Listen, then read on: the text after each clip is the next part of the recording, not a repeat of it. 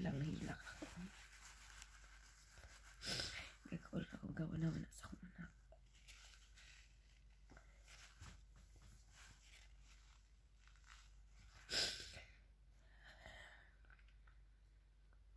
Di off na ako karon.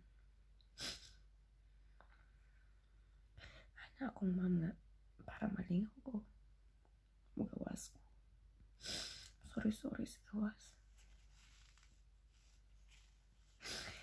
Wala may kaya paminaw. Sorry sa gawas. Pero kami ko sa kabalimot. Wala yung pandemik karon. Pero di dali maging inahan.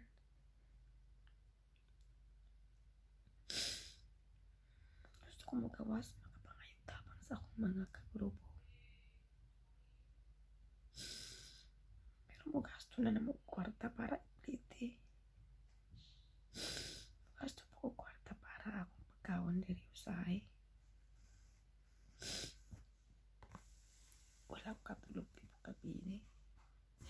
Kawan naman na sa akong problema.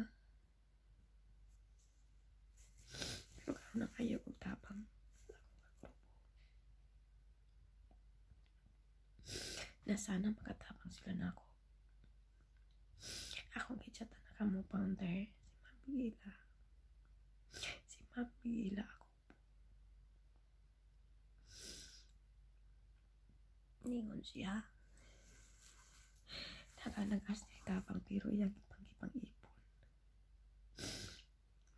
Basin ko na sa Independence Day. Niya ikuan tagoy. Kukabalok na sa iyang plano. Basta na sige sulti. Wala ko kabalo sa akong buhaton.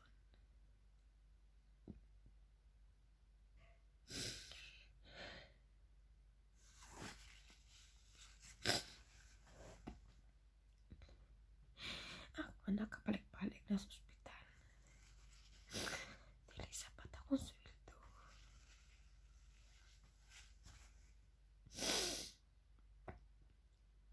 Sakit kay paminawon. Imong anak na sa ospital. Imong anak na ay sakit. Tapos wala ka dito.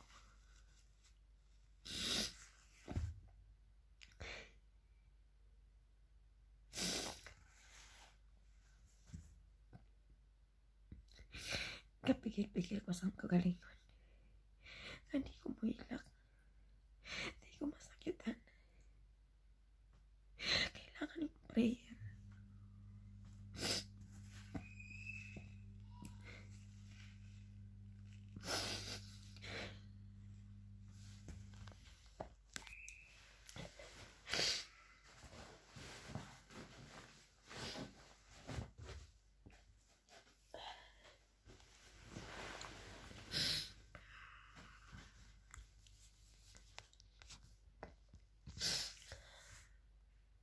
Sakit ang ulo. Sakit ang ulo na unang gabi eh. At nahimutang sa wala ko katulog. Saan ako pag-survive ani din eh. Trabaho ko, hasol kaya akong trabaho.